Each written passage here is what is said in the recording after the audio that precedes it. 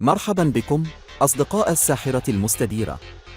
مع اقتراب انطلاق أحداث كأس أفريقيا 2024، نحن هنا اليوم لاستكشاف تفاصيل وتوقعات حول تشكيلة المنتخب الوطني الجزائري. بعد مشوار مثير وأداء لافت في التصفيات، ينظر الجميع بتفاؤل نحو هذا الفريق المتألق. لقد شهدنا في التصفيات لمسات ساحرة وأهدافا رائعة، وهو ما جعل هذا الفريق يتصدر قوائم التوقعات للمنافسة على اللقب في البطولة القادمة. الآن حان الوقت لنلقي نظرة أعمق على التشكيلة المقترحة والأسماء الملهمة التي قد تمثل الجزائر في هذا الحدث الرياضي الكبير.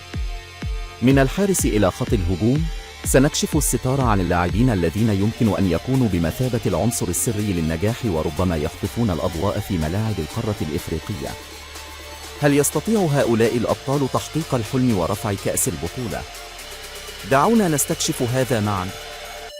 لا تنسوا مشاركة توقعاتكم وآرائكم حول التشكيلة المقترحة في التعليقات أدناه، ولا تنسوا الاشتراك في القناة وتفعيل الجرس ليصلكم كل جديد في عالم كرة القدم.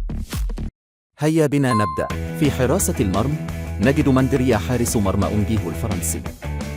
يتصدر هذا الحارس القائمة كخيار أساسي لتأمين الشباك بفضل مسيرته الرائعة وخبرته الواسعة. في الجهة اليمنى من المتوقع أن يشغل يوسف عطال لاعب نادي نيس الفرنسي هذا المركز بسبب قدرته على التألق في الدفاع والاندفاع إلى الهجوم، ما يجعله قطعة حيوية في اللعب الجماعي للفريق.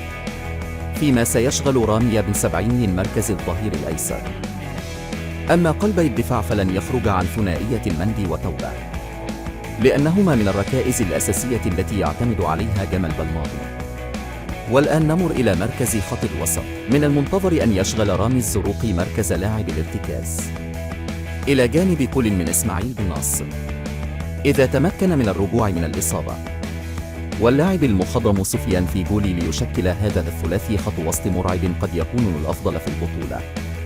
أما في خط الهجوم سيكون بقيادة رياض محرز صاحب الثلاثية التاريخية مع مانشستر سيتي، وسعيد بن رحمة المتألق في الدوري الإنجليزي، وأخيراً الهداف إسلام سيناني. تلك هي التشكيلة المتوقعة للمنتخب الجزائري في كأس أفريقيا 2024. ما هو توقعكم لأداء هذا الفريق؟